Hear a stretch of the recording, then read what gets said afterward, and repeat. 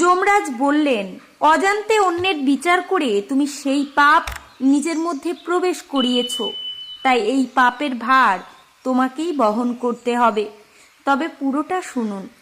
একদা এক রাজ্যে ছিল এক মহান রাজা। তিনি ধর্মপরায়ণ, ন্যায়পরায়ণ ও দানশীল হিসেবে সর্বত্র সুপরিচিত ছিলেন। প্রতিদিন রাজবাড়িতে সাধুসন্তদের ভোজনের ব্যবস্থা হতো। গরিব দুঃখীদের অন্ন বস্ত্র দান করা হতো। ভজন কীর্তন সৎসঙ্গ সবকিছুর মধ্যেই রাজ্যের সবার দিন কাটত শান্তিতে ও কল্যাণে। প্রজারা মনে করত এমন রাজা ঈশ্বরের আশীর্বাদ ছাড়া আর কিছুই নন। একদিন রাজা বিশেষ এক মহাভাণ্ডারের আয়োজন করলেন। বহু দূর দূরান্ত থেকে সাধু সন্তদের নেমন্তন্ন জানানো হলো। রাজবাড়ির রান্নাঘরে তখন উৎসবের আমেজ। লুচি তরকারি পায়েস সহ নানা সুস্বাদু ভোজন প্রস্তুত হচ্ছে। বিশেষ করে দুধের পায়েস রান্না হচ্ছিল বড় হাঁড়িতে। ঠিক সেই সময় আকাশ দিয়ে উড়ে যাচ্ছিল একটি চিল। তার নখে ধরা ছিল একটি বিষধর সাপ। সাপ প্রাণ বাঁচানোর তাগিদে বারবার চিলকে ছোবল মারার চেষ্টা করছিল। ছোবল চিলের গায়ে লাগেনি, কিন্তু সাপের মুখ থেকে বিষ বেরিয়ে নিচে পড়ে গেল। দুর্ভাগ্যবশত সেই বিষ সোজা গিয়ে পড়ল পায়েসের হাঁড়ির মধ্যে। কেউ কিছুই বুঝতে পারল না।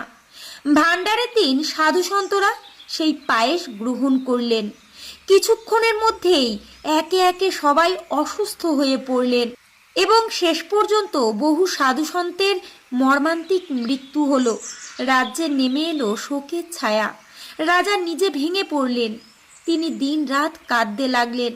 আমি তো পুণ্য কর্ম করেছি, তবে এমন ভয়ঙ্কর ফল কেন? মৃত্যুর পরে যমরাজের সভায় প্রশ্ন উঠল, এত সাধু হত্যার দায় কার? চিত্রগুপ্ত হিসেব করে দেখলেন। যমরাজ জিজ্ঞাসা করলেন, রাজা কি ইচ্ছাকৃতভাবে পায়েসে বিষ মিশিয়েছিল? উত্তর এলো, না। চিল তো শিকার ধরেছে, সে কি পাপ করেছে? না। সাপ কি পাপ করেছে? সে তো আত্মরক্ষার জন্য বিষ ছেড়েছে। পাপ তো সাপেরও নয়। তাহলে পাপ কার? যমরাজ সিদ্ধান্ত নিলেন, এই পাপ আপাতত মজুদ রাখা হবে। যার প্রাপ্য তাকেই সময় মতো দেওয়া হবে।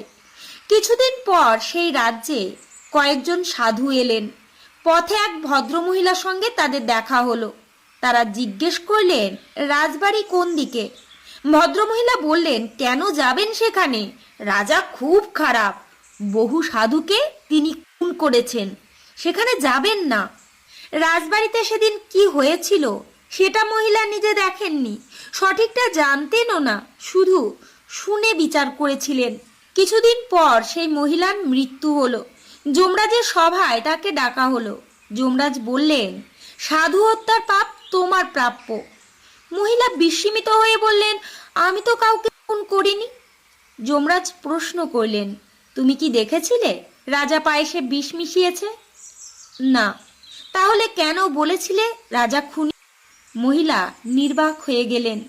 যমরাজ বললেন, অজান্তে অন্যের বিচার করে তুমি সেই পাপ নিজের মধ্যে প্রবেশ করিয়েছ, তাই এই পাপের ভার তোমাকেই বহন করতে হবে। শিক্ষামূলক বার্তা, অন্যের বিচার করা খুব সহজ, কিন্তু সেই বিচারের ভার অত্যন্ত ভয়ঙ্কর। যা নিজে দেখিনি, যা সত্য বলে জানি না, তা নিয়ে সিদ্ধান্ত দিলে সেই পাপ অজান্তেই আমাদের মধ্যে প্রবেশ করে। তাই বিচার নয়, বিবেচনাই হোক আমাদের পথ।